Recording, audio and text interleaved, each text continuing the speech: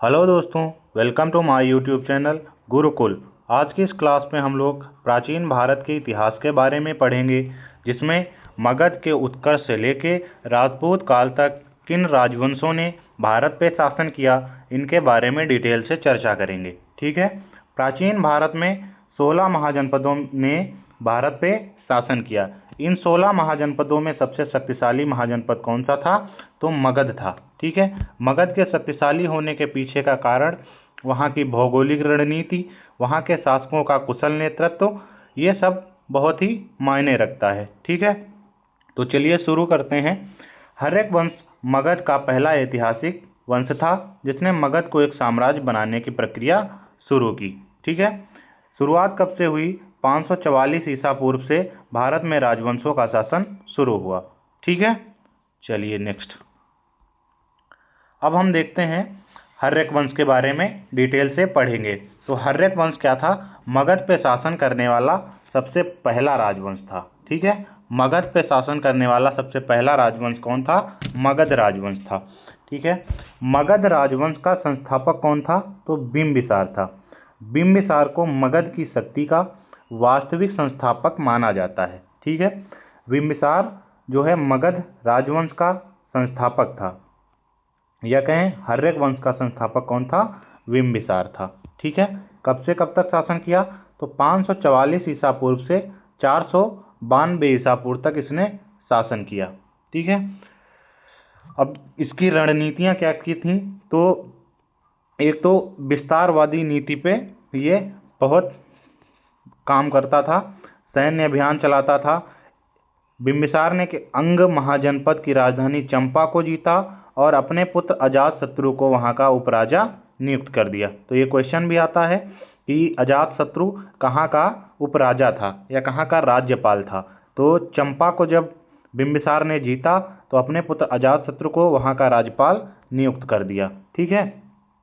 बिंबिसार ने अपना प्रथम विवाह कोसल के राजा प्रसेनजीत की बहन महाकोसला से किया।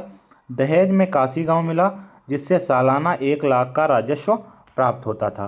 दूसरा विवाह वैशाली की लिच्छवी राजकुमारी चेल्लन्ना चेटक की जो पुत्री थी उनसे हुआ, जिससे मगध की उत्तरी सीमा भी सुरक्षित हो गई। तीसरा विवाह पंजाब की मद्र राजकुमारी क्षेमा से हुआ। ठीक है। ये बुद्ध के परम मित्र थे और बौद्ध ग्रंथों के अनुसार उन्होंने वेणुवन विहार बुद्ध को दान दिया था। जैन ग्रंथों के अनुसार वे श्रेणिक थे। ठीक है। चिकित्सा और कूटनीति में भी बिंबिसार बहुत ही कुशल था। बिंबिसार ने अपने राज्यवैद्य जीवक को अवंती के राजा चंड प्रद्योत की पीलिया ठीक करने के लिए भेजा था, जिससे दोनों राज्यों की पुरानी दुश्मनी खत्म हो गई। ये क्वेश्चन भी आता है यहाँ पे कि बिंबिसार ने अपने किस राज्यवैद्य को राजा चंड प्रद्योत की बीमारी ठीक करने के लिए भेजा था? तो इनका राज्यवैद्य था इनका अवंती, जिसका नाम था राज्यवैद्य जीवक जो था उसको इन्होंने भेजा था। ठीक है। प्रशासनिक बारीकियों में क्या होगा? इन्होंने 80,000 गांवों पर शासन किया। ठीक है। उच्च अधिकारियों को राजभट्ट कहा जाता था। अधिकारियों की 4 श्रेणियां थीं। सब बंधक जो सामान्य प्रशासन देखती थी, सेना नायक जिन्हें महामात्र कहा जाता था, और न्यायिक बोलक राजस्व था। ठीक है। विशेष में हम लोग देखेंगे तो प्राचीन काल में पीलिया एक जानलेवा बीमारी थी। प्रतिद्वंदी राजाओं का इलाज करना कूटनीति का एक सर्वोत्तम साधन था। ठीक है। तो इनका जो राजवैद्य था, जिसका जीवक नाम था, वो पीलिया का इलाज जानता था। तो उसको इन्होंने अवंती के राजा चंड प्रद्योत के यहाँ भेजा था। ठीक है। तो यहाँ से लगभग 2-3 क्वेश्चन बन गए। एक तो अंग महाजनपद जो राजधानी चंपा, जिसकी राजधानी चंपा थी, उसको बिंबिसार ने जीता और अपने पुत्र अजातशत्रु को वहाँ का राज्यपाल नियुक्त कर दिया। ठीक है। अंत में क्या हुआ कि बिंबिसार का जो पुत्र था अजातशत्रु ने इन्हें कारागार में डाल दिया और इनकी वहीं पे मृत्यु हो गई। अगला देखते हैं। बिंबिसार के बाद हर्यक वंश का जो दूसरा शासक था वह था अजातशत्रु। ठीक है। अजातशत्रु ने 492 ईसा पूर्व से 460 ईसा पूर्व तक शासन किया। 492 से 460 ईसा पूर्व तक शासन किया। अजातशत्रु का काल युद्धों और कूटनीतियों का चरम था। ठीक है, मतलब अजातशत्रु क्या था, ये कुशल कूटनीतिज्ञ था और युद्धों में माहिर था। ठीक है, इसको कुड़िक की उपाधि मिली थी, अजातशत्रु को कुड़िक की उपाधि भी मिली थी, ये पेपर में आता भी है।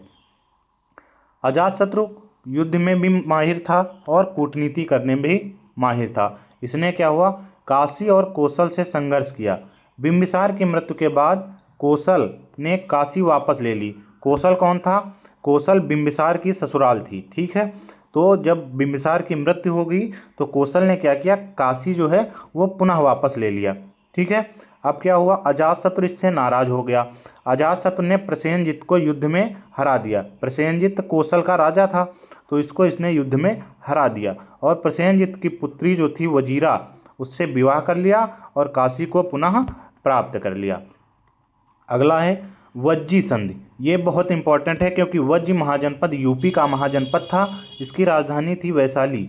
ठीक है, यह युद्ध 16 वर्षों तक चला। अजातशत्रु ने अपने कूटनीतिक मंत्री वश्यकार को भेजकर वज्जी संघ के भीतर फूट डलवाई थी। ठीक है, तो वज्जी को जीतने वाला कौन था, अजातशत्रु था। इसने कुछ सैन्य आविष्कार किए थे जो आगे चलकर युद्धों में महत्वपूर्ण भूमिका निभाते थे। ठीक है, तो इसका जो एक आविष्कार था उसका नाम था रथ मूसल। क्या नाम था, रथ मूसल। ये एक ऐसा रथ था जिसके चारों तरफ गदा या तलवारें लगी होती थी, आधुनिक टैंक के जैसा। आपने बाहुबली मूवी में देखा होगा, एक रथ लेके निकलता है वो, तो उसके चारों तरफ तलवारें लगी होती है तो काटता पीटता निकल जाता, वैसे ही। तो रथ मूसल क्या था, एक रथ था जिसमें गदा और तलवारें लगी होती। इस रथ के आसपास कोई दुश्मन नहीं आ सकता था। ठीक है, तो एक तो रथ मूसल हो गया, दूसरा था महाशिला कंटक। महाशिला कंटक ये एक फेंकने वाला हाइड्रोलिक टाइप का हथियार था जिससे कि बहुत बड़े पत्थर को दूर तक फेंका जाता था, दुश्मन सेना पर फेंक दिया जाता है पत्थर से, जिससे दुश्मन सेना घायल हो जाती थी। तो रथ मूसल और महाशिला कंटक ये किसने यूज किया था, अजातशत्रु ने यूज किया था। ठीक है, किलेबंदी। अजातशत्रु पहला मगध का पहला शासक था जिसने अपने किले की किलेबंदी करवाई थी। ठीक है, वैशाली के आक्रमण से बचने के लिए अजातशत्रु ने अपनी राजधानी राजगिरी गिरिव्रज की अवैध किलेबंदी कराई थी। ठीक है, तो ये भी क्वेश्चन आता है कि किस शासक ने राजधानी राजगृह गिरिव्रज की किलेबंदी कराई थी, तो अजातशत्रु ने ही किलेबंदी कराई थी। अजातशत्रु के शासनकाल में सबसे इंपॉर्टेंट काम हुआ प्रथम बौद्ध संगीति। ठीक है, बुद्ध के महापरिनिर्वाण के 483 ईसा पूर्व में राजगृह की सप्तपर्णी गुफा में प्रथम बौद्ध संगीति बुलाई गई। ये भी क्वेश्चन आता है, प्रथम बौद्ध संगीति कब हुई, तो 483 ईसा पूर्व। कहाँ हुई, तो राजगृह की सप्तपर्णी गुफा में। किसके शासनकाल में हुई, तो अजातशत्रु के शासनकाल में। अध्यक्ष कौन था इसका, तो महाकश्यप था। ठीक है, प्रथम बौद्ध संगीति 483 ईसा पूर्व राजगृह की सप्तपर्णी गुफा में हुआ और अध्यक्ष इसका था महाकश्यप और शासक कौन था, अजातशत्रु। ठीक है, अगला देखते हैं। अजातशत्रु का बेटा हुआ उदयन। ठीक है, उदयन ने क्या किया, अजातशत्रु को भी कारागार में डाल दिया और स्वयं शासक बन बैठा। उदयन ने कब से कब तक शासन किया, तो 460 ईसा पूर्व से 444 ईसा पूर्व तक उदयन ने शासन किया। नगर स्थापना। गंगा, सोन और गंडक के संगम पर स्थित पाटलिपुत्र कुसुमपुर की स्थापना की। बहुत इंपॉर्टेंट क्वेश्चन है, क्वेश्चन पूछा भी जाता है कि पाटलिपुत्र का प्राचीन नाम क्या था, तो प्राचीन नाम था कुसुमपुर और इसकी स्थापना किसने की थी, तो हर्यक वंश के अंतिम शासक उदयन ने। ठीक है, हर्यक वंश के तीसरे शासक उदयन ने पाटलिपुत्र की स्थापना की थी। ठीक है, अगला है रणनीतिक महत्व। इसने महसूस किया कि पाटलिपुत्र चारों ओर पानी से घिरा हुआ है, क्योंकि वहाँ पे गंगा, सोन और गंडक नदियों का पानी एक साथ जाता था तो वहाँ बाढ़ आ जाती थी। तो इसने क्या किया, जल दुर्ग बनवाया, एक बहुत बड़ी दीवार चारों तरफ बनवाई, जिससे क्या था, बाढ़ का पानी अंदर नहीं प्रवेश कर पाता था। इसलिए यह राजगृह से अधिक सुरक्षित और व्यापार के लिए बेहतर हो गया। धर्म कौन था, यह कट्टर जैन मतानुयायी था। जैन मतानुयायी था, लेकिन यह बौद्ध धर्म को भी मानता था। उदयन धर्म जैन और बौद्ध दोनों धर्मों को मानने वाला पहला शासक था। ठीक है, तो कट्टर जैन मतानुयायी था। अगर ऑप्शन में जैन आता है तो आप सिर्फ जैन लगाएंगे, अगर दोनों आता है तो दोनों लगाएंगे। विशेष टिप्पणी, साइक्लोपियन वास बिना मोर्टार के कच्चे तारों का उपयोग करके बनाई गई विशाल संरचनाएं होती थी। ठीक है, तो जो किलेबंदी कराई जाती थी तो उसमें क्या था कि कभी कभी दीवार नहीं लगाई जाती थी। ठीक है, तो जैसे बहुत बहुत बड़े कच्चे तारों का प्रयोग करके लकड़ी खंभे लगा के तो किलेबंदी करा दी जाती थी। ठीक है, वंश का अंत, हर्यक वंश का अंत कैसे हुआ? उदयन के बाद उसके 3 पुत्र हुए, अनिरुद्ध, मुंडक और नागदशक। अनिरुद्ध, मुंडक और नागदशक। तो नागदशक थोड़ा कुशल था, इसने कुछ दिनों तक शासन किया। पुराणों और श्रीलंकाई ग्रंथों के अनुसार इस वंश का हर शासक पितृहंता, पिता की हत्या करने वाला था। मतलब क्या था, इसमें जो भी शासक आता था अपने पिता को डाल देता था जेल में और स्वयं शासक बन जाता था। कहने का मतलब है अपने पिता को मार के स्वयं शासक बन जाता था। इसलिए इस वंश को पितृहंता वंश के नाम से भी जाना जाता है। हर्यक वंश को किस नाम से जाना जाता है? पितृहंता वंश के नाम से जाना जाता है। जनता ने इस खूनी परंपरा से उबकर विद्रोह किया और नागदशक के अमात्य, नागदशक का मंत्री था शिशुनाग। अमात्य किसको कहते थे? मंत्री को। तो जो इनका मंत्री था उस शिशुनाग को जनता ने गद्दी पर बैठा दिया। यहीं से अगले वंश की शुरुआत होती है जिसे कहा जाता है शिशुनाग वंश। तो हर्यक वंश में 3 महत्वपूर्ण शासक हुए, बिंबिसार, अजातशत्रु और उदयन। ठीक है, हर्यक वंश के बाद अगला शासक कौन सा आया? शिशुनाग वंश। चलिए देखते हैं। हर्यक वंश के बाद अगला शासक आया शिशुनाग वंश। शिशुनाग वंश की स्थापना किसने की थी? शिशुनाग ने की थी। नागदशक को मार के शिशुनाग ने क्या था? शिशुनाग वंश की स्थापना की थी। ये शासन कब से कब तक रहा शिशुनाग वंश का? तो 412 ईस्वी से ईसा पूर्व से 344 ईसा पूर्व तक शिशुनाग वंश का शासक रहा। 412 ईसा पूर्व से 344 ईसा पूर्व तक, लगभग 130 साल तक शिशुनाग वंश का शासक रहा। हर्यक वंश के अंतिम शासक नागदशक के कुशासन के बाद मगध की जनता और मंत्रियों ने मिलकर शिशुनाग का चुनाव किया। ठीक है, तो शिशुनाग वंश की स्थापना किसने की थी? शिशुनाग ने की थी। इसने 412 ईसा पूर्व से 394 ईसा पूर्व तक शासन किया। शिशुनाग को महान विजेता के नाम से भी जाना जाता है। शिशुनाग को किस नाम से जाना जाता है? महान विजेता के नाम से जाना जाता है। राजा बनने से पहले ये काशी का अमात्य था। काशी को अजातशत्रु ने जब जीत लिया था तब से काशी किसके अंडर में थी? तो ये अजातशत्रु के बाद उदयन, उदयन के बाद नागदशक मतलब कहने का कि हर्यक वंश के अंतर्गत थी। तो ये शिशुनाग था काशी का अमात्य, काशी का मंत्री था, जागीरदार था, राज्यपाल था वहाँ का। ठीक है, अवंती का अंत कैसे हुआ? ऐतिहासिक उपलब्धि है। मगध की अवंती, उज्जैन जिसका वर्तमान में नाम क्या है, उज्जैन के साथ लगभग 100 साल पुरानी दुश्मनी को शिशुनाग ने समाप्त किया। उसने अवंती के राजा अवंतीवर्धन को हराकर उसे मगध साम्राज्य में मिला लिया। इसमें मगध की सीमाएं पहली बार मालवा और पश्चिम भारत तक पहुंची। इसी कारण शिशुनाग को महान विजेता के नाम से जाना गया। इसने वत्स्य और कौशल पर विजय प्राप्त की। वत्स्य और कौशल उत्तर प्रदेश के 2 महाजनपद थे, इन पे भी इसने उपलब्धि हासिल की और इन पे विजय प्राप्त की। इसने वत्स की राजधानी क्या थी? कौशाम्बी। और कौशल की राजधानी क्या थी? अयोध्या या साकेत को पूरी तरह से इसने मगध के अधीन कर लिया। ठीक है, राजधानी का स्थानांतरण किया।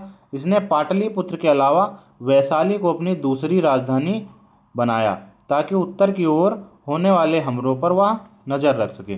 तो ये प्रश्न भी आता है, किस शासक ने अपनी राजधानी पाटलिपुत्र से वैशाली की ओर स्थानांतरित किया? तो शिशुनाग ने अपनी राजधानी स्थानांतरित किया। ठीक है, शिशुनाग के बाद शिशुनाग वंश का दूसरा महत्वपूर्ण शासक कौन था? कालाशोक था। कालाशोक ने कब से कब तक शासन किया? तो 394 से 366 ईसा पूर्व तक इसने शासन किया। कालाशोक ने 394 ईसा पूर्व से 366 ईसा पूर्व तक शासन किया। काकवर्ण के नाम से जाना जाता है। कालाशोक इसका नाम ही पड़ा क्योंकि इसका जो रंग था वो सांवला था, इसीलिए इसको काकवर्ण के नाम से जाना जाता था। उपाधि क्या थी? पुराणों में इसे काकवर्ण, कौवे जैसा काला कहा गया। यह शिशुनाग का पुत्र था। राजधानी की स्थायी वापसी।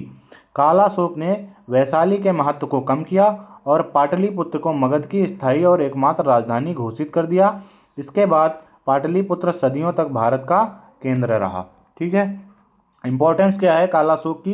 तो कालाशोक के शासनकाल में द्वितीय बौद्ध संगीति हुई 383 ईसा पूर्व में। ठीक है, पहली कब हुई थी? 483 ईसा पूर्व में अजातशत्रु के समय, दूसरी 383 ईसा पूर्व में कालाशोक के समय। बुद्ध के परिनिर्वाण के ठीक 100 वर्ष बाद वैशाली में दूसरी बौद्ध संगीति का आयोजन हुआ। ठीक है, यहाँ पे बौद्ध संघ दो गुटों में बट गया, एक था स्थाविर और दूसरा था महासांधिक। यह बौद्ध धर्म का पहला आधिकारिक विभाजन था। ठीक है, अगला बाणभट्ट के हर्षचरित के अनुसार पाटलिपुत्र में घूमते समय कालाशोक के गले में छुरा घोंपकर उसकी हत्या कर दी गई थी। माना जाता है कि कालाशोक का हत्यारा महापद्मनंद था। ठीक है, तो ये भी है कि क्वेश्चन बन जाता है कि किस रचना में कालाशोक की मृत्यु का वर्णन है? तो बाणभट्ट के हर्षचरित में इसकी मृत्यु का वर्णन है और कहा जाता है कि महापद्मनंद ने इसकी हत्या कर दी थी। अगला नेक्स्ट देखते हैं हम लोग। अब है हमारा सबसे इम्पोर्टेंट नंद वंश। ठीक है, नंदा डायनेस्टी। पहली डायनेस्टी कौन सी थी? हर्यक डायनेस्टी। दूसरी थी शिशुनाग डायनेस्टी। थर्ड है नंदा डायनेस्टी। कब से कब तक शासन किया इसने? तो इसने 344 ईसा पूर्व से 322 ईसा पूर्व तक भारत पे शासन किया। 344 ईसा पूर्व से 322 ईसा पूर्व तक शासन किया। बहुत इंपॉर्टेंट है, इससे क्वेश्चन बनते हैं। तो नंद वंश भारत का पहला साम्राज्यवादी और गैर क्षत्रिय वंश था। तो ये भी क्वेश्चन आता है कि मगध का कौन सा गैर क्षत्रिय वंश था? तो नंद वंश पहला साम्राज्यवादी और गैर क्षत्रिय वंश था। इनके पास इतनी अपार संपत्ति और सेना थी कि इसे प्रथम अखिल भारतीय साम्राज्य की नींव कहा जाता है। ठीक है, अगला देखते हैं। नंद वंश की स्थापना किसने की थी? तो नंद वंश की स्थापना की थी महापद्मनंद ने। इसे इतिहास का पहला चक्रवर्ती राजा कहा जाता है। महापद्मनंद इतिहास का पहला चक्रवर्ती राजा था। यह महापद्मनंद नाई बार्बर जाति का माना जाता है। पुराणों के अनुसार सूदगर्भा था। ठीक है, तो ये पहला गैर क्षत्रिय था जो नाई वंश का था। उपाधियां क्या क्या थी? तो महापद्मनंद को कई सारी उपाधियां मिली हैं। पहली उपाधि थी सर्वक्षत्रांतक। सर्वक्षत्रांतक का मतलब होता है, क्षत्रांतक मतलब होता है क्षत्रियों का नाश करने वाला। तो सर्वक्षत्रांतक की उपाधि मिली, सभी क्षत्रियों का नाश करने वाला। दूसरी उपाधि मिली थी इसे उग्रसेन की। उग्र का मतलब होता है ज्यादा, सेन का मतलब होता है सेना, जिसके पास विशाल सेना हो, तो इसे उग्रसेन के नाम से भी जाना गया। तीसरा था भार्गव। इसे भार्गव की उपाधि मिली, जो दूसरे परशुराम का अवतार थे। ठीक है, चौथी से एकराट की उपाधि मिली। एकराट का मतलब होता है संपूर्ण पृथ्वी का एक स्वामी, तो इसे एकराट की उपाधि भी मिली। तो सर्वक्षत्रांतक, उग्रसेन, भार्गव, एकराट, इसे 4 उपाधियां मिली। उपलब्धियां क्या थी? तो इसने कलिंग पर सर्वप्रथम विजय प्राप्त की थी। महापद्मनंद ने कलिंग, जो वर्तमान में उड़ीसा को जीत लिया था। खारवेल के हाथी गुम्फा अभिलेख के अनुसार वहां से जिनसेन, जैन तीर्थंकर की मूर्ति मगध ले आया और वहां सिंचाई के लिए एक नहर का निर्माण कराया। ठीक है, विशाल साम्राज्य। इनका साम्राज्य उत्तर में हिमालय से लेकर दक्षिण में गोदावरी घाटी तक फैला हुआ था। दूसरा बहुत ही महत्वपूर्ण शासक है घनानंद। नंद वंश का अंतिम शासक था। यह बहुत ही घमंडी और बहुत ही निर्लज्ज शासक था। ठीक है, यूनानीय संदर्भ में इसे अग्रमीज या जेंड्रीमीज कहा जाता है। अग्रमीज या जेंड्रीमीज कहा जाता है। सैन्य शक्तियां क्या थी? इसके पास 2 लाख पैदल, 20,000 घुड़सवार, 2,000 रथ, 3,000 हाथी थे। इसकी इतनी विशाल सेना की खबर सुनकर सिकंदर के सैनिकों ने ब्यास नदी पार करने से ही मना कर दिया था। कर व्यवस्था क्या थी? यह अत्यंत लोभी राजा था, बहुत घमंडी था, बहुत लालची था। इसने चमड़े, गोंद और यहाँ तक कि पत्थरों पर भी कर लगा रखा था। जनता में यह बहुत ही अलोकप्रिय शासक था, मतलब जनता इसको बिल्कुल भी पसंद नहीं करती थी। पतन। घनानंद ने अपने दानशाला में आचार्य चाणक्य का अपमान कर दिया और उन्हें बाहर निकाल दिया और उसके विनाश का कारण बना। 322 ईसा पूर्व में चाणक्य ने अपने शिष्य चंद्रगुप्त मौर्य को तैयार किया और घनानंद की हत्या करवा के मौर्य साम्राज्य की स्थापना की। नंदकालीन के बारे में और इम्पोर्टेंट फैक्ट्स हैं। नंदियों की संपत्ति। तमिल कवि मामूलनार और अहनानूर में नंदों की अपार संपत्ति का जिक्र है। उन्होंने गंगा के नीचे अपनी संपत्ति छुपा रखी थी। तोल प्रणाली, माप प्रणाली। नंदियों ने नंद्योपक्रमणी नामक एक नई मापन प्रणाली की शुरुआत की थी। नंद्योपक्रमणी ये नाप प्रणाली थी जिसको नंदों ने शुरू किया था। विद्वानों का संरक्षण। तो पाणिनि जिन्होंने व्याकरण की खोज की, कात्यायन और वर्ग जैसे महान विद्वान नंदकाल के दौरान ही हुए। ठीक है, अब हम मौर्य साम्राज्य की गहराइयों के बारे में चलेंगे, जहां एक एक शासक के बारे में डिटेल से जानेंगे। तो चलिए देखते हैं। अब हमारे इतिहास का सबसे महत्वपूर्ण वंश कौन था? मौर्य वंश था। ठीक है, हर्यक वंश के बाद कौन सा आया? शिशुनाग वंश। शिशुनाग के बाद नंद वंश के बाद मौर्य वंश। ठीक है, चलिए शुरू करते हैं। मौर्य वंश का जो टाइम पीरियड था वो 321 से 185 ईसा पूर्व तक था। 321 ईसा पूर्व से 185 ईसा पूर्व तक था। चंद्रगुप्त मौर्य की स्थापना किसने की? तो चंद्रगुप्त मौर्य ने चाणक्य की सहायता से घनानंद को पराजित करके मौर्य वंश की स्थापना की। चंद्रगुप्त मौर्य ने कब से कब तक शासन किया? तो 321 ईसा पूर्व से 297 ईसा पूर्व तक इसने शासन किया। चंद्रगुप्त मौर्य केवल एक राजा नहीं बल्कि भारत के प्रथम ऐतिहासिक चक्रवर्ती सम्राट थे। पहचान। 1793 में सर विलियम जोन्स ने बताया कि यूनानी ग्रंथों में वर्णित सेंड्रोकोटस ही चंद्रगुप्त मौर्य है।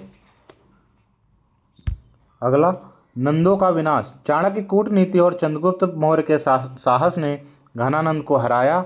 विशाखदत्त के मुद्रा राक्षस में इस संघर्ष का विस्तृत वर्णन है। कैसे घनानंद के मंत्रियों ने चंद्रगुप्त मौर्य की मदद की और घनानंद को समाप्त किया। साम्राज्य की सीमा। चंद्रगुप्त मौर्य के समय ईरान की सीमा हिंदकुश पर्वत से लेकर दक्षिण में कर्नाटक में और पूर्व में बंगाल तक साम्राज्य फैला हुआ था। प्रशासनिक उपलब्धियां कौन कौन सी? तो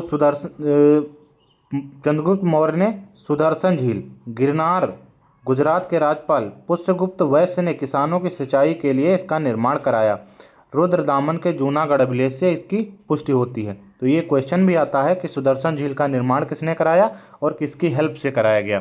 तो इसका निर्माण पुष्यगुप्त वैश्य ने किया था और चंद्रगुप्त मौर्य ने इसका निर्माण कराया था। इसका उल्लेख किस अभिलेख में है? तो रुद्रदामन के जूनागढ़ अभिलेख में इसकी पुष्टि हुई है। अन्न भंडार। सोहगौरा यूपी और महास्थान बांग्लादेश के अभिलेखों से पता चलता है कि अकाल के समय चंद्रगुप्त मौर्य ने मुफ्त अनाज बांटने की व्यवस्था की थी। ठीक है, अगला इंपॉर्टेंट है सेल्यूकस निकेटर से संधि 305 ईसा पूर्व में। तो यूनान का एक शासक था सेल्यूकस जिसने भारत पर आक्रमण किया था। उस समय चंद्रगुप्त मौर्य का शासन था। चंद्रगुप्त मौर्य ने सेल्यूकस निकेटर को पराजित कर दिया और एक संधि किया। सेल्यूकस ने 4 प्रांत एरिया, अराकोसिया, जेड्रोसिया और पेरिप्सनाडाई यानी आज का काबुल, गांधार, हेरात और मकरान चंद्रगुप्त मौर्य को सौंप दिए। ठीक है, दूसरा क्या था? सेल्यूकस की पुत्री हेलेना का विवाह चंद्रगुप्त मौर्य से हुआ। चंद्रगुप्त ने उपहार स्वरूप 500 हाथी सेल्यूकस निकेटर को प्रदान किए।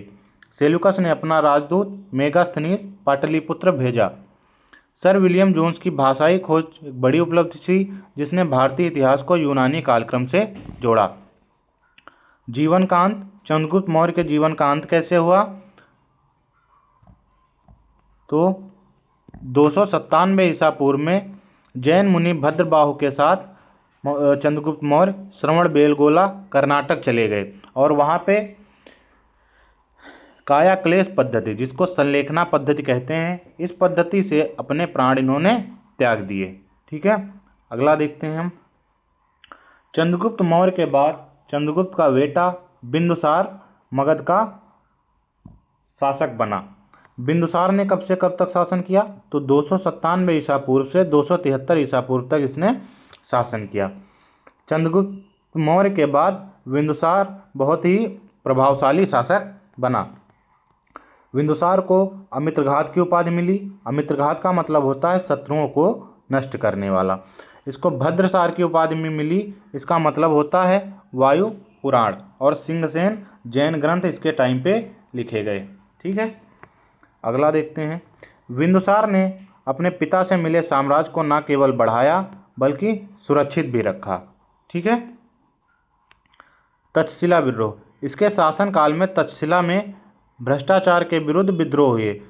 विद्रोह को दबाने के लिए इसने अपने पुत्र को अशोक को वहां भेजा, जहां अशोक ने बिना रक्तपात के विद्रोह को शांत किया और वहां का राज्यपाल बन गया। बिंदुसार को पिता का पुत्र और पुत्र का पिता इस नाम से भी जाना जाता है। सीरिया के राजा एंटियोकस प्रथम से पत्राचार किया और 3 चीजें मांगी थी। तो बिंदुसार ने, ये क्वेश्चन आता है कि किस राजा से 3 चीजें मांगी थी। सीरिया के राजा एंटियोकस से इसने 3 चीजें मांगी थी। क्या क्या 3 चीजें थी? तो मीठी मदिरा, सूखे अंजीर और एक दार्शनिक की इसने मांग की थी। एंटियोकस ने दार्शनिक देने से मना कर दिया, क्योंकि यूनानी कानून में इसकी अनुमति नहीं थी। मिस्र के राजा टॉलेमी फिलाडेल्फस ने डायनोसियस नामक राजदूत के दरबार में भेजा था। और क्या इंपॉर्टेंट है? तो जो बिंदुसार था वो आजीवक संप्रदाय का अनुयायी था। इसके दरबार में पिंगल वत्स नाम का भविष्यवक्ता रहता था। ये भी बहुत इंपॉर्टेंट क्वेश्चन है। पिंगल वत्स नाम का भविष्यवक्ता किसके दरबार में रहता था? तो बिंदुसार के दरबार में रहता था। विशेष क्या है?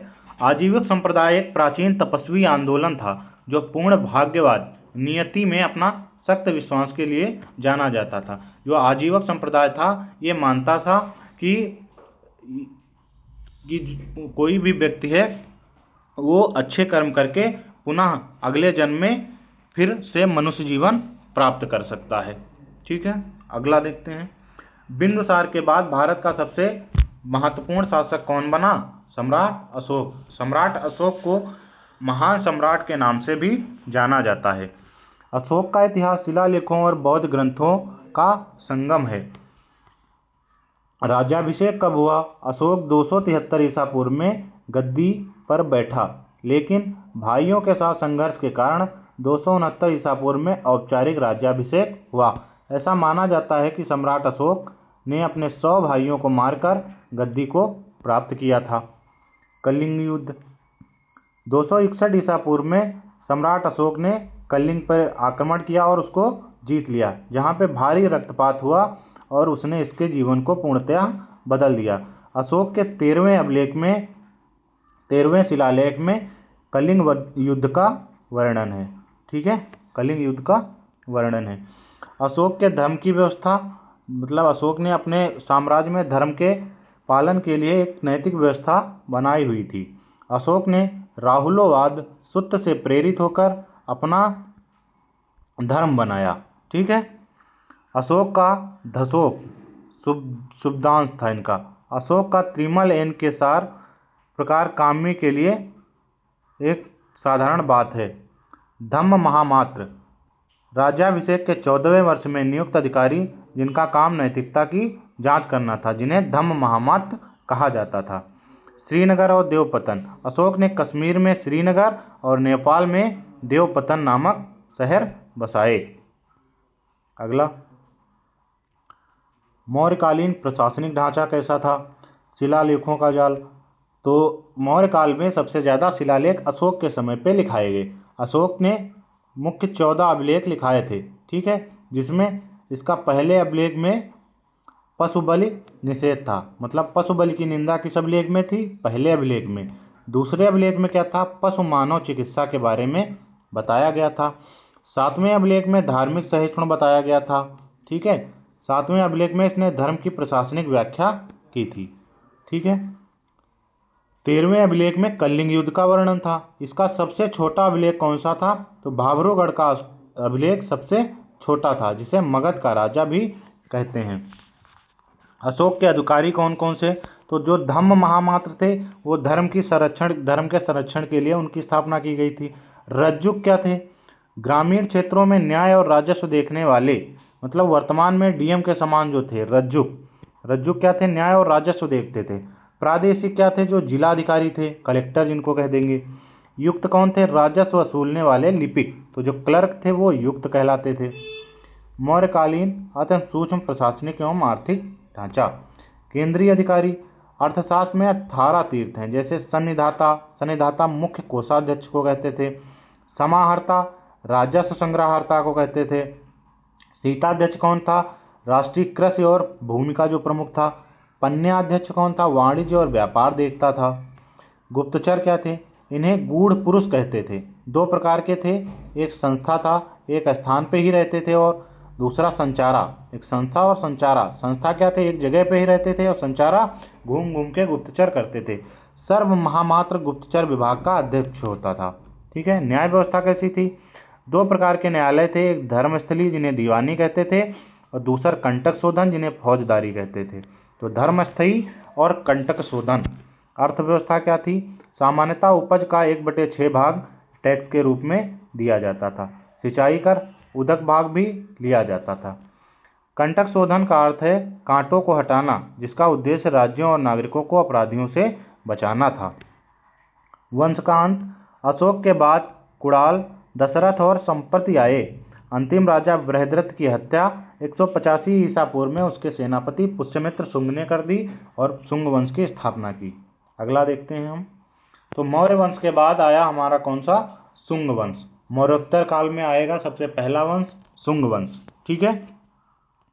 मौर्य साम्राज्य के पतन के बाद भारत में राजनीतिक एकता टूट गई और उत्तर प्रदेश से पश्चिमी आक्रमणकारियों के साथ साथ देश के भीतर क्षेत्रीय राजवंशों का उदय हुआ। शुंग वंश की स्थापना कब हुई, तो 185 ईसा पूर्व से 73 ईसा पूर्व तक।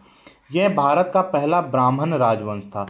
ठीक है। गैर क्षत्रिय वंश कौन था, नंद वंश था, और ब्राह्मण राजवंश कौन था, शुंग वंश था, जिसने मौर्यों की अहिंसात्मक नीति का बाद पुनः वैदिक धर्म के साथ सैन्य शक्ति को पुनर्जीवित किया। पुष्यमित्र शुंग 185 ईसा पूर्व से 149 ईसा पूर्व तक इसने शासन किया। इसने अंतिम मौर्य सम्राट बृहद्रथ की हत्या करके सत्ता संभाली। उपाधि क्या, इसे सेनानी के नाम से जाना जाता था, क्योंकि राजा बनने के बाद भी इसने अपनी सेनापति की उपाधि नहीं छोड़ी थी।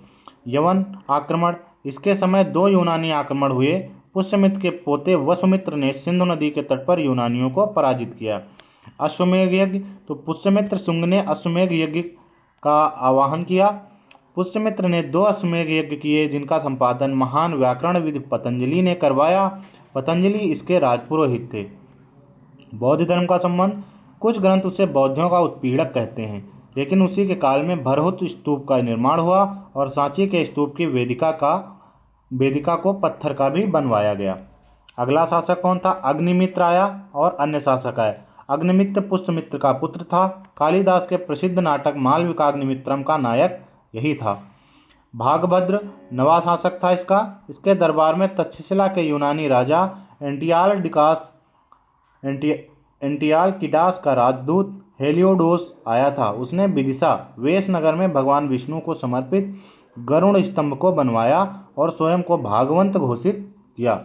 अंत कैसे हुआ, तो इस शुंग वंश का अंतिम शासक था देवभूति। यह बहुत ही विलासी था। इसकी हत्या इसके मंत्री वासुदेव ने कर दी और कण्व वंश की स्थापना की। तो शुंग वंश के बाद कौन सा आया, कण्व वंश आया, जिसका स्थापना किसने की थी, वासुदेव ने की थी। शुंग वंश के पतन के बाद मंत्री वासुदेव कण्व ने 73 ईसा पूर्व में कण्व वंश की स्थापना की। अगला देखते हैं हम। कण्व वंश के बाद बहुत ही इंपॉर्टेंट है सातवाहन वंश। तो शुंग वंश के बाद कण्व वंश के बाद सातवाहन वंश। सातवाहन वंश कब से कब तक था तो 60 ईसा पूर्व से 225 ईसा पूर्व तक। इन्हें पुराणों में आंध्रभृत्य कहा गया है। इन्होंने उत्तर और दक्षिण भारत में सेतु का कार्य किया है। ठीक है। सातवाहन वंश का संस्थापक कौन था, सिमुक था, ये पूछता है। राजधानी महाराष्ट्र के औरंगाबाद जिले में प्रतिष्ठान, इसे पैठन कहा जाता है वर्तमान में। ये भी इंपॉर्टेंट है कि सातवाहन की राजधानी क्या थी, तो महाराष्ट्र के औरंगाबाद जिले में प्रतिष्ठान इनकी राजधानी थी। इन्हें आंध्रभृत्य भी कहा जाता था। इनके महत्वपूर्ण कार्य कौन कौन थे, तो सिमुक के बाद अगर सातवाहन वंश का देखें तो सबसे जो महत्वपूर्ण शासक और योग्य शासक था वो था गौतमीपुत्र सातकर्णी। गौतमीपुत्र सातकर्णी ये सबसे महान शासक था सातवाहन। उपाधि क्या? इसे एक ब्राह्मण और एक क्षत्रियों का मान मर्दन करने वाला कहा जाता है। एक ब्राह्मण और क्षत्रियों का मान मर्दन करने वाला कहा जाता है। इसने शक राजा नहपान को हराया। इसका वर्णन नासिक के प्रशस्ति में मिलता है। ठीक है। और कौन कौन से इंपॉर्टेंट काम किए गौतमीपुत्र सातकर्णी ने? भूमिदान, भारत में ब्राह्मणों को भूमिदान देने की प्रथा की। इसकी शुरुआत सातवाहनों ने की। तो ब्राह्मणों को भूमिदान किसने दिया? गौतमीपुत्र सातकर्णी ने। मातृसत्तात्मक समाज, इनके राजाओं के नाम के आगे माता का नाम होता था, जैसे गौतमीपुत्र, वशिष्ठीपुत्र। हालांकि उत्तराधिकार पितृसत्तात्मक था लेकिन मातृसत्तात्मक समाज था। सबसे इंपॉर्टेंट है कि सातवाहन के वंशजों ने शीशे के सिक्के जारी किए थे, जो इनकी बड़ी विशेषता थी। ठीक है। शीशे के सिक्के किसने चलाया था? तो सातवाहनों ने चलाया था। स्थापत्य, अजंता और एलोरा की कुछ गुफाओं, कार्ले चैत्य और अमरावती स्तूप का विकास इनके शासनकाल में हुआ। अजंता और एलोरा गुफाएं, कार्ले का चैत्य और अमरावती स्तूप का विकास हुआ। आंध्रवृत्ति का अर्थ क्या होता है? आंध्रों का सेवक, जो संभवतः स्वतंत्र होने से पहले उनके स्वतंत्र होने का संकेत देते थे। ठीक है। अगला देखते हैं। सातवाहन के बाद कुछ विदेशी शासकों ने भी भारत पे राज्य किया। ठीक है। तो सातवाहन के बाद कुषाण वंश आया। ये पहला विदेशी राजवंश था जिसने भारत पे शासन किया। ठीक है। ये आए कहाँ से थे? तो जो कुषाण थे वो मध्य एशिया से आए थे। ये यूची जाति ने भारत में कुषाण वंश की नींव रखी। तो ये क्वेश्चन भी आता है कि जाति ने भारत में कुषाण वंश की नीति रखी। तो यूची जाति ने भारत में कुषाण वंश की नींव रखी। ठीक है। कुषाण वंश का महत्वपूर्ण शासक कौन था? कनिष्क था। संस्थापक कौन था? तो कुडल कुडफिसिस था। कुडल कुडफिसिस था। ठीक है। कनिष्क ने कब से कब तक शासन किया? तो 78 ईस्वी से 105 ईस्वी तक। 78 ईस्वी से 105 ईस्वी तक। कनिष्क को द्वितीय अशोक के नाम से भी जाना जाता है। कनिष्क को किस नाम से जाना जाता है? तो द्वितीय अशोक के नाम से जाना जाता है। अगला है राज्याभिषेक और शक संवत। कनिष्क ने 78 ईस्वी में अपना राज्याभिषेक करवाया और शक संवत चलाया, जो आज भारत का राष्ट्रीय कैलेंडर है। तो भारत का राष्ट्रीय कैलेंडर शक संवत से आधारित है। ठीक है। राजधानी क्या थी? इसकी पहली राजधानी थी पुरुषपुर, पेशावर, जो वर्तमान में पाकिस्तान में है। ठीक है। कनिष्क की राजधानी क्या थी? पुरुषपुर, पेशावर। और दूसरी राजधानी इसकी मथुरा थी। तो ये भी क्वेश्चन आता है कि कुषाणों की राजधानी कौन कौन सी थी? तो एक पुरुषपुर थी, दूसरी क्या थी? मथुरा थी। इसके शासन काल में ही चतुर्थ बौद्ध संगीति का आयोजन हुआ। पहला अजातशत्रु, दूसरी बौद्ध संगीति कालाशोक, तीसरी बौद्ध संगीति अशोक के शासनकाल में हुई और चौथी बौद्ध संगीति कनिष्क के शासनकाल में हुई। कनिष्क के काल में कश्मीर के कुंडलवन में चौथी बौद्ध संगीति का आयोजन हुआ। यही बौद्ध धर्म के हीनयान और महायान में विभाजन हो गया। बौद्ध धर्म का हीनयान और महायान में विभाजन कब हुआ? चौथी बौद्ध संगीति में। रेशम मार्ग, कनिष्क पहला भारतीय राजा था जिसने रेशम मार्ग से रोम जाने वाले सिल्क रूट पर पूर्णतया नियंत्रण किया हुआ था। विद्वानों का संरक्षण, इसके शासनकाल में नवरत्न हुए विद्वानों का संरक्षण करता था।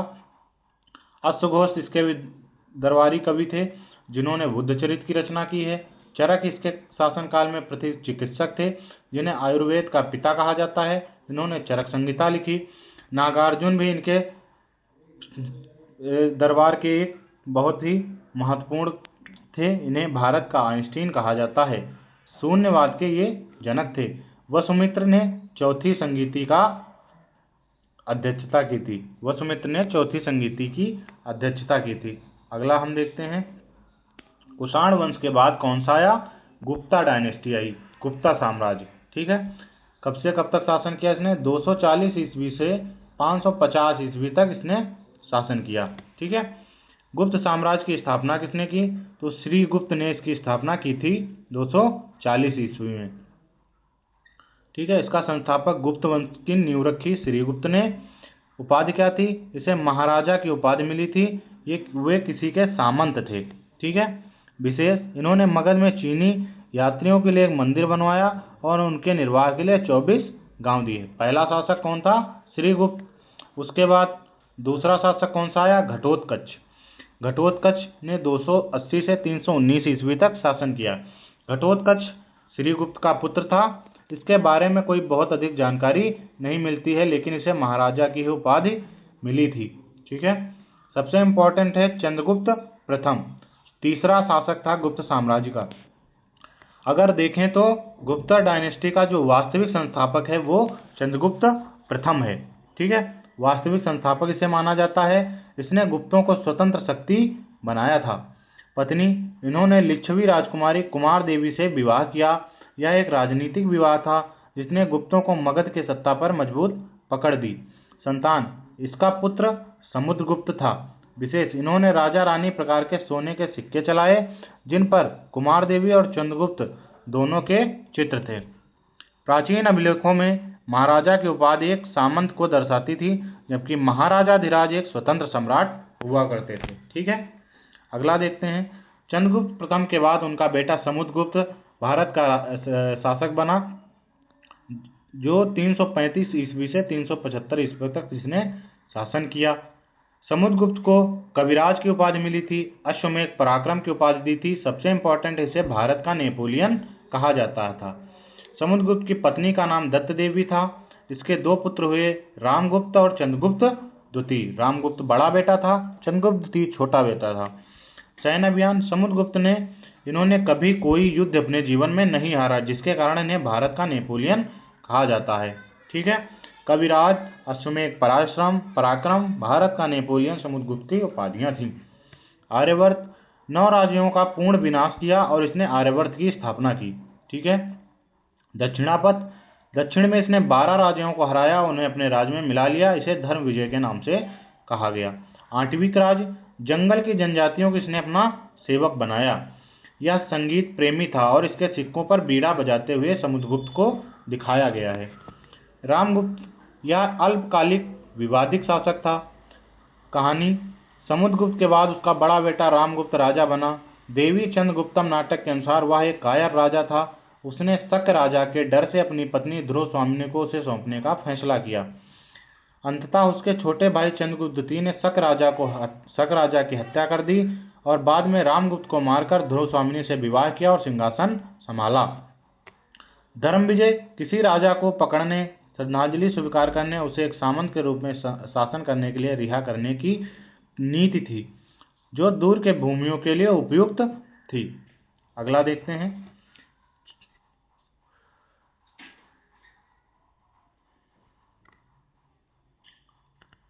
तो चंद्रगुप्त द्वितीय के बाद, रामगुप्त के बाद मगध का सम्राट कौन बना? चंद्रगुप्त द्वितीय। चंद्रगुप्त द्वितीय को विक्रमादित्य के नाम से भी जाना जाता था।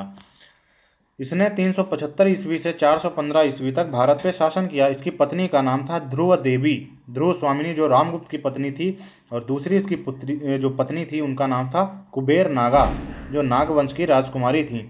संतान कौन थी? कुमारगुप्त नाम का जो संतान हुआ वो ध्रुव देवी ध्रुव स्वामिनी से हुआ।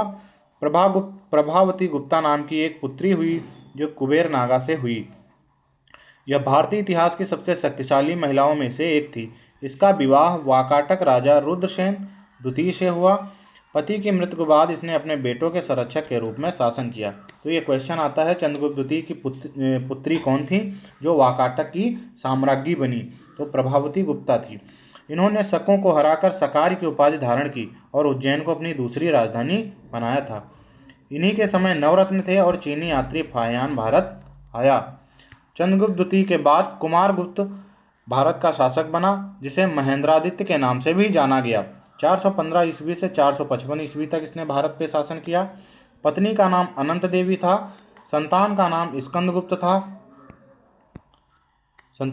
स्कंदगुप्त और पुरुगुप्त। 2 पुत्र हुए अनंत देवी से, स्कंदगुप्त और पुरुगुप्त। इन्होंने नालंदा विश्वविद्यालय की स्थापना की। तो ये क्वेश्चन आता है कि नालंदा विश्वविद्यालय की स्थापना किसने की थी? तो कुमारगुप्त प्रथम ने या महेंद्रादित्य ने। कुमारगुप्त प्रथम ने नालंदा विश्वविद्यालय की स्थापना की। इसके समय में सबसे ज्यादा अभिलेख और सिक्के विशेषकर मयूर मोर वाले मिले। इनके शासनकाल में पुष्यमित्र जाति और हूणों का आक्रमण शुरू हुआ। ठीक है, अगला देखते हैं। विशेष टिप्पणी में क्या है, प्रभावती गुप्ता के वाकाटकों के साथ गठबंधन ने दक्षिणी सीमा को सुरक्षित किया, जिससे चंद्रगुप्त द्वितीय की पश्चिमी शकों को हराने पर ध्यान केंद्रित करने की अनुमति मिली। ठीक है, तो चंद्रगुप्त के शासन में या चंद्रगुप्त के साम्राज्य की सीमा में इसकी पुत्री प्रभावती का बहुत ही महत्वपूर्ण योगदान है। अगला देखते हैं। तो कुमारगुप्त के बाद इसका पुत्र स्कंदगुप्त शासक बना। 455 ईस्वी से 467 ईस्वी तक इसने शासन किया।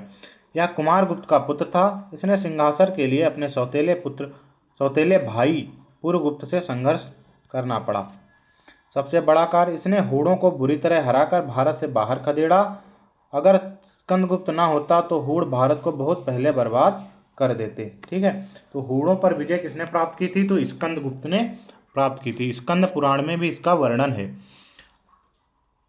इन्होंने सुदर्शन झील, गुजरात के बांध की मरम्मत करवाई और वहां विष्णु मंदिर बनवाया। भीतरी स्तंभ लेख में इनके हूणों के साथ का युद्ध का वर्णन है। ठीक है, तो सुदर्शन झील का निर्माण किसने कराया था, चंद्रगुप्त ने कराया था, और पुष्यगुप्त वैश्य के साथ मिलकर। और इसका जो मरम्मत है वो किसने कराया, तो सुदर्शन झील की मरम्मत स्कंदगुप्त ने कराई।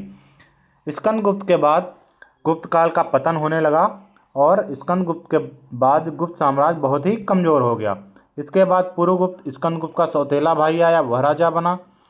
उसके बाद नरसिंहगुप्त बालादित्य आया। इसने हूण राजा मिहिरकुल को पराजित किया था। ये भी आता है क्वेश्चन में कि हूण राजा मिहिरकुल को किसने पराजित किया, तो बालादित्य ने पराजित किया था, जिसे नरसिंहगुप्त भी कहते थे। ये बौद्ध धर्म का कट्टर समर्थक था।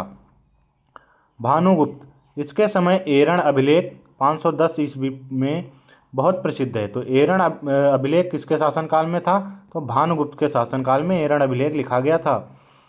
सती प्रथा का लिखित प्रमाण एरण अभिलेख से ही प्राप्त हुआ था। उसके मित्र गोपराज की मृत्यु पर उसकी पत्नी सती हुई थी। विष्णुगुप्त, इस वंश का अंतिम शासक विष्णुगुप्त था। गुप्त साम्राज्य के पतन के बाद उत्तर भारत में अराजकता फैल गई, जिसे पुष्यभूत वंश वर्धन वंश ने संभाला। तो जो गुप्त वंश है, गुप्त वंश के बाद कौन सा वंश आया, तो वर्धन वंश आया। वर्धन वंश कब से कब तक था, तो 6वीं शताब्दी से 647 ईस्वी तक रहा। इस वंश का इतिहास किसी फिल्मी कहानी से कम नहीं है।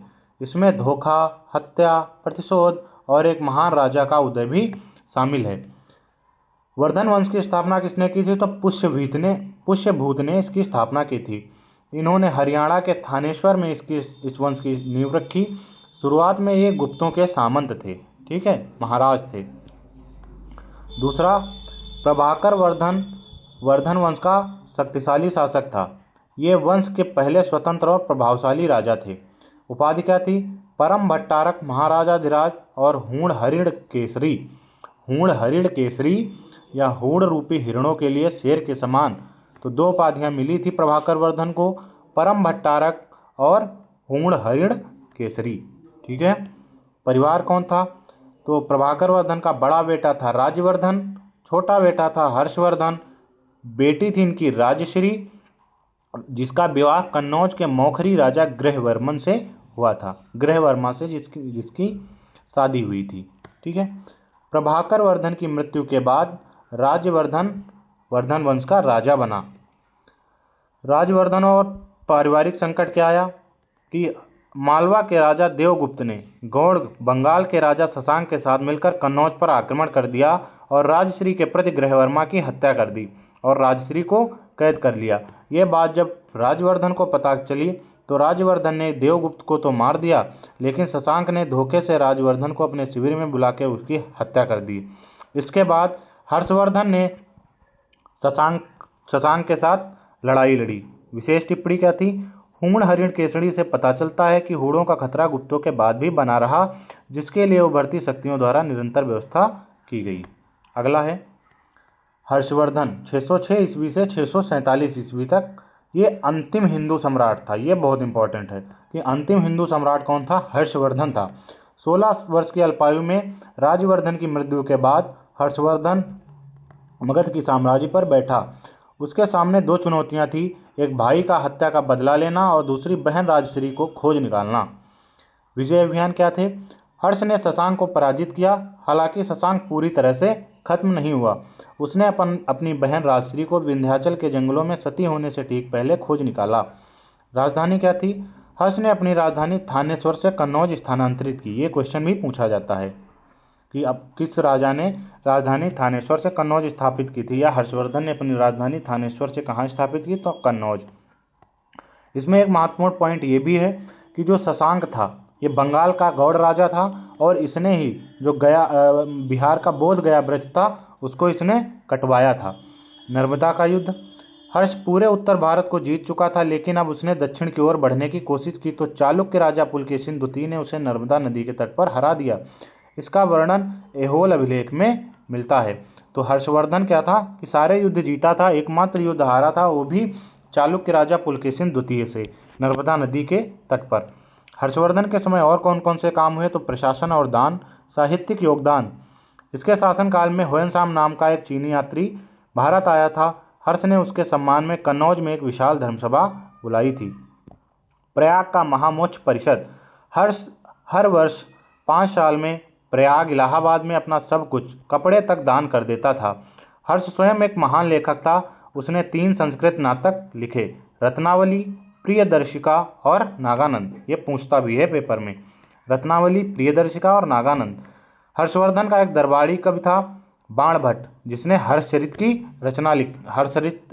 रचना लिखी है, जिसमें हर्ष की जीवनी है।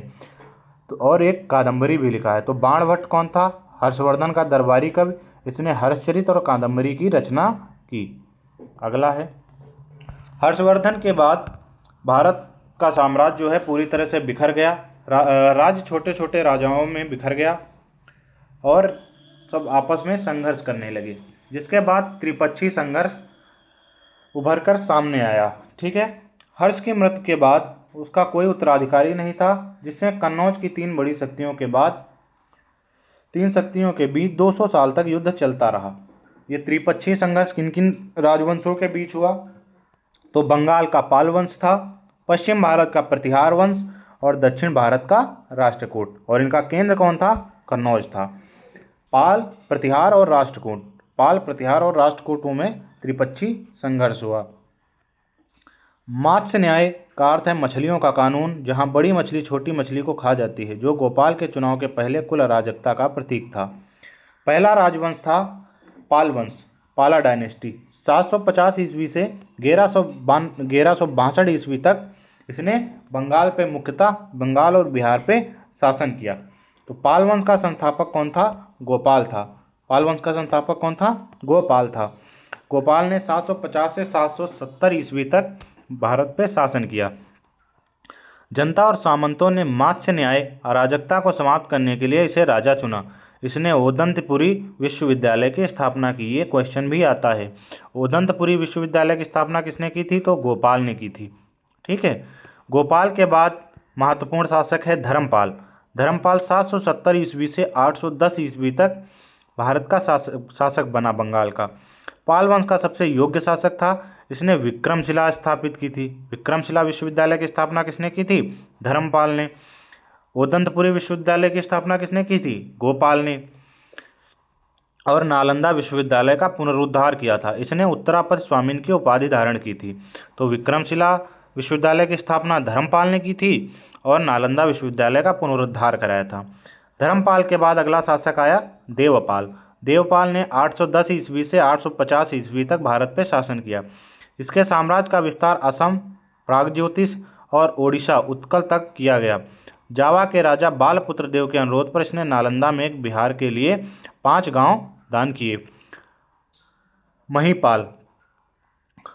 देवपाल के बाद पाल वंश का शासक था महीपाल। इसने 988 से 1038 तक शासन किया। इसे पाल वंश का द्वितीय संस्थापक कहा जाता है। महीपाल को पाल वंश का द्वितीय संस्थापक कहा जाता है। इसके समय चोल के राजा राजेंद्र चोल ने बंगाल पर आक्रमण किया था। ठीक है। अब पाल वंश के बाद जो त्रिपक्षीय संघर्ष में दूसरा राजवंश था वो था गुर्जर प्रतिहार वंश। गुर्जर प्रतिहार वंश 730 ईस्वी से 1036 ईस्वी तक रहा था। ये वंश पश्चिमी और उत्तर भारत, राजस्थान, मध्य प्रदेश और गुजरात साइड का क्षेत्र जो था वहाँ पे शासन करता था। इसने अरब आक्रमणों को रोका था। तो गुर्जर प्रतिहार वंश की स्थापना की थी किसने? नागभट्ट प्रथम ने। नागभट्ट प्रथम, इसने अरब सेनापति जुनैद को हराकर भारत की रक्षा की थी। नागभट्ट के बाद वत्सराज आया। इसने कन्नौज के लिए त्रिपक्षीय संघर्ष की शुरुआत की। इसने पाल शासक धर्मपाल को हराया, लेकिन राष्ट्रकूट राजा ध्रुव से हार गया। अगला शासक नागभट्ट द्वितीय बहुत इंपॉर्टेंट है। इसने कन्नौज को जीत लिया था और उसे अपनी राजधानी बनाया था। इसने गुजरात के सोमनाथ मंदिर का पुनर्निर्माण कराया था। क्वेश्चन आता है कि सोमनाथ मंदिर का पुनर्निर्माण किसने कराया था? तो नागभट्ट द्वितीय ने कराया था। नागभट्ट के बाद गुर्जर प्रतिहार वंश का सबसे महत्वपूर्ण शासक था मिहिर भोज। प्रतिहारों का सबसे महान शासक कौन था? मिहिर भोज। यह भगवान विष्णु का उपासक था और आदि वराह की उपाधि इसने धारण की थी। अरब यात्री सुलेमान ने इसे इस्लाम का सबसे बड़ा शत्रु बताया है। मिहिर भोज के बाद महेंद्रपाल प्रथम शासक बना। दरबार में प्रसिद्ध कवि राजशेखर, जिसने कर्पूर मंजरी और काव्य मीमांसा इसकी रचना की थी, ये रहते थे। ठीक है। गुर्जर प्रतिहार वंश के बाद जो तीसरा राजवंश था वो था राष्ट्रकूट वंश। इसने 753 से 982 ईस्वी तक शासन किया। ये दक्षिण भारत का वंश था जिसने उत्तर भारत की राजनीति में भी सक्रिय रूप से हस्तक्षेप किया। राष्ट्रकूट वंश का संस्थापक कौन था? दंतिदुर्ग था। इसने चालुक्यों को हराकर अपनी राजधानी मान्यखेत मलखेड़ बनाया। कृष्ण प्रथम भी इस वंश का सबसे महत्वपूर्ण शासक था। इसने एलोरा का विश्व प्रसिद्ध कैलाश मंदिर एक ही चट्टान को काटकर बनवाया था। ये बहुत महत्वपूर्ण क्वेश्चन है। कैलाश मंदिर का निर्माण किसने कराया था? तो राष्ट्रकूट शासक कृष्ण प्रथम ने कराया था। ठीक है। ध्रुव ने, अगला शासक कृष्ण प्रथम के बाद ध्रुव आया। उत्तर भारत में सैन्य अभियान शुरू करने वाला पहला राष्ट्रकूट राजा बना, जिसने वत्सराज को हराया था। जो गुर्जर प्रतिहार वंश का राजा था वत्सराज इसको हराया था। ध्रुव के बाद अमोघ वर्ष बना। इसने प्रतिहारों को मही बनवाया। अमोघ वर्ष ने 814 से 877 ईस्वी तक शासन किया। इसे दक्षिण का अशोक कहा जाता है। यह जैन धर्म का अनुयायी था। इसने कन्नड़ भाषा में कविराज मार्ग की रचना की है। राष्ट्रकूट वंश का अंतिम शासक था इंद्र तृतीय। प्रतिहार शासक महिपाल को हराकर कन्नौज को इसने बुरी तरह लूटा था। ठीक है। अब हम राजपूत राजाओं में कुछ वंश देखेंगे और उनके संस्थापक के बारे में पढ़ लेंगे। राजपूत राजाओं में सबसे महत्वपूर्ण वंश था चौहान वंश। चौहान वंश की स्थापना किसने की थी? वासुदेव ने की थी। पृथ्वीराज चौहान इस वंश का सबसे महत्वपूर्ण शासक था, जिसका शासन 1177 से 1192 तराइन के द्वितीय युद्ध तक रहा। तराइन का प्रथम युद्ध 1151 में मोहम्मद गोरी को इसने हराया था, लेकिन 1192 में मोहम्मद गोरी से हार गया था। चौहान वंश का संस्थापक वासुदेव। ठीक है। अगला था राजपूत राजा चंदेल वंश। चंदेल वंश का संस्थापक कौन था? नन्नुक था। चंदेल वंश का संस्थापक नन्नुक। इसने खजुराहो के प्रसिद्ध मंदिरों का निर्माण कराया। तो खजुराहो का मंदिर किसने बनवाया था? चंदेल ने बनवाया था, नन्नुक ने। चंदेल के बाद राजपूत वंश था परमार वंश। परमार वंश का संस्थापक था उपेंद्र। प्रसिद्ध राजा भोज अपनी विद्वता और धार नगरी में भोजशाला बनवाने के लिए प्रसिद्ध हैं। तो जो राजा भोज थे वो परमार वंश के थे। अगला वंश है सोलंकी। इन्हें गुजरात के चालुक्य के नाम से भी जाना जाता है। इनके समय में मोहम्मद गजनवी ने सोमनाथ मंदिर पर आक्रमण किया। ये बहुत इंपॉर्टेंट है। सोलंकी को किन शासकों के शासन काल में महमूद गजनवी ने सोमनाथ मंदिर पर आक्रमण किया? तो सोलंकी राजवंशों के शासन काल में। तो ये थी हमारी आज की क्लास। अगर आप लोगों को क्लास पसंद आई हो तो कृपया हमारी क्लास को लाइक करें, क्लास को सब्सक्राइब करें और हमारे चैनल को सब्सक्राइब करें। ऐसे ही और सारे वीडियोस लाने के लिए हमें कमेंट बॉक्स में ज़रूर बताएं। धन्यवाद।